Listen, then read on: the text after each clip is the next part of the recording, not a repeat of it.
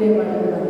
అలాంటి ఇశ్రాయేలు ప్రజలు కూడా ఐగుప్తు దేశంలో నుండి వారిని రక్షించి వారిని ఆ యొక్క బాధ్యతలో కూడా తీసుకొచ్చినప్పటికీ కూడా వారు అసమానం మోసే గారి మీద తిరుగుబాటు చేస్తానే ఉండేవారు.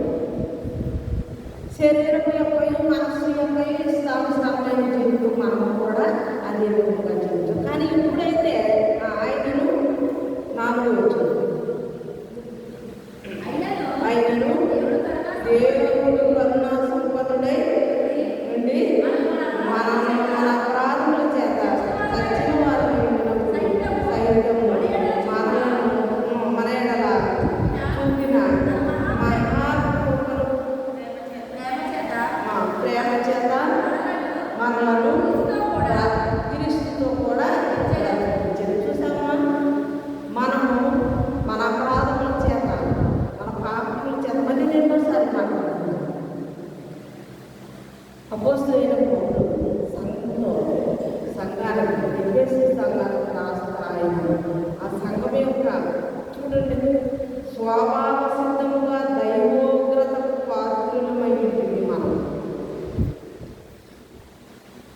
మనం చేసిన వాటన్నిటిని బట్టి దేవుడు ఉగ్రత దినమంతా మనము దాగలేదు. కాబట్టి మన యేసయ్య మనలతో చనిపోయి శ్రమపడి సిలువ వేయబడి మనల్ని ఆయన రక్షించి ఆయన ప్రేమ చేత మనం క్రీస్తుతో కూడా బ్రతికించాడు. యేసయ్య మృతులలో నుంచి ఆయన లేపబడ్డాడు. మనం కూడా మన పాప జీవితంలో నుండి మనం తిరిగి మరలా జీవించిన వారు. మనం యేసు క్రీస్తునందున్న వారు నూతన సృష్టి చదవండి. ఆలోచన క్రీస్తునందు ఆయన మనం చేసిన ఉపకారం అత్యధికమైన తన కృప మహదైశ్వర్యము కనుపరిచిన నిమిత్తము క్రీస్తు యేసునందు మనలను ఆయనను కూడా పరలోకమందు ఆయనలో కూడా కూర్చుండబెట్టును. చూసారండి? ఆయన కృప మహదైశ్వర్యం అంటే ఐశ్వర్యవంతుని చూస్తాం. మనకి దేవుడిలో మనము కూడా ఆయన కృప పొందుకున్నప్పుడు కృప మహదైశ్వర్యం అంటే దేవుడి కృప చేత మనం ఇప్పుడు ఐశ్వర్యవంతులు. అంతేనమ్మా? దేవుడి కృప చేత మనము ఎవరు దరిద్రులము కాదు, భక్తిహీనులము కాదు. కాబట్టి మనం ఆయన కృప ద్వారా ఐశ్వర్యవంతులు మనం. ఎందుకంటే దేవుడు మనల్ని ఆయన ప్రేమ చేత మనం చచ్చిపోయిన వారు దేవుడు మనల్ని ఆయన కృప ద్వారా లేవబడుతున్నారు. ఇంకోవచ్చు క్రీస్తు యేసునందు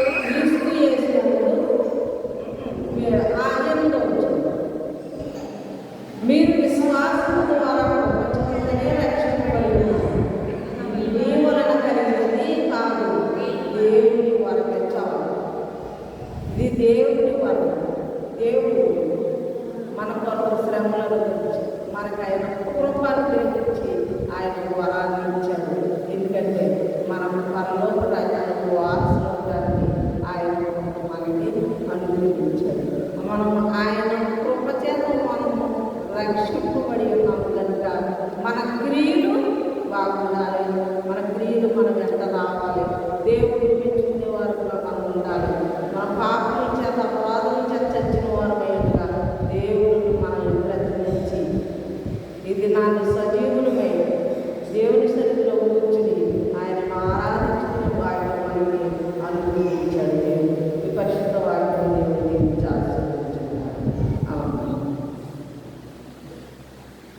ప్రార్థన పలహారం తెచ్చండి.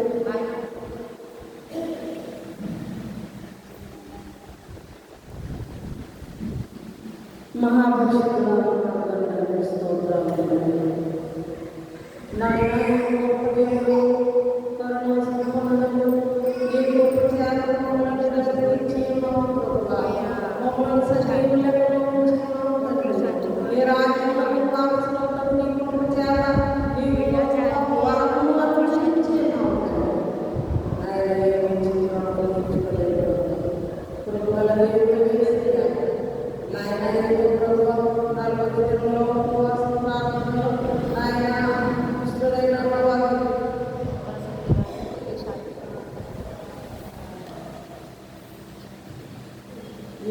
ద్వారా తండ్రి నాయన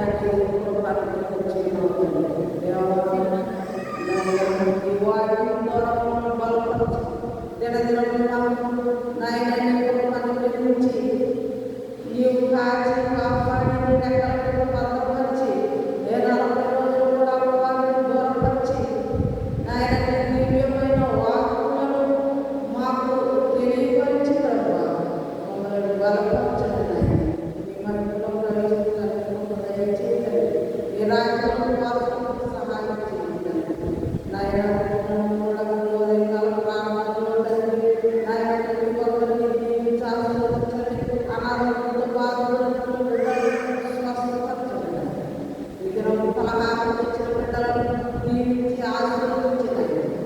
వారికి 3 రెట్లు దయచేయండి పోయే సచివుడు గారిని ఆమె కుటుంబాన్ని దీవించి ఆశీర్వదించి నాయన వారికి అనేకమైన మేలు అనుగ్రహించి నాయన వారి సన్నిధిని అనేకమైన మార్పులు తీసుకురావడం శక్తిని అనుగ్రహించండి వృద్ధాప్యంలో వారిని దీవించి ఆశీర్వదించి ఏ రోజు రాకుండా నీవే వారికి కాచి కాపాడండి ఆరోగ్యం బలమైన శక్తిని దయచేసి ఆమె బిడ్డలను మనవలను మనవరాలను అందరినీ కూడా దీవించి ఆశీర్వదించండి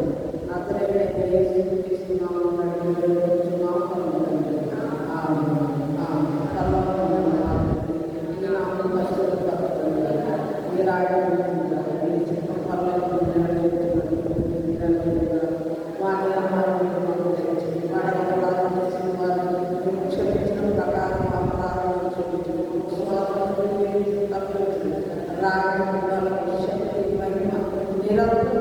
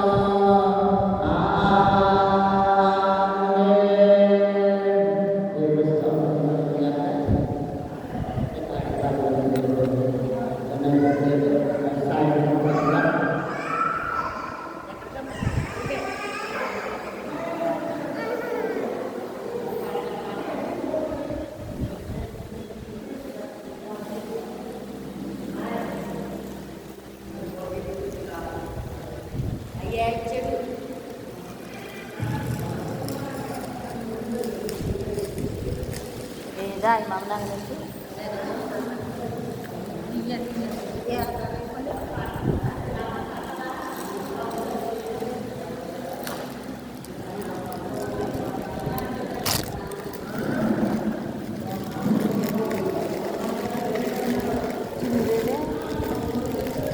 Gimana nih?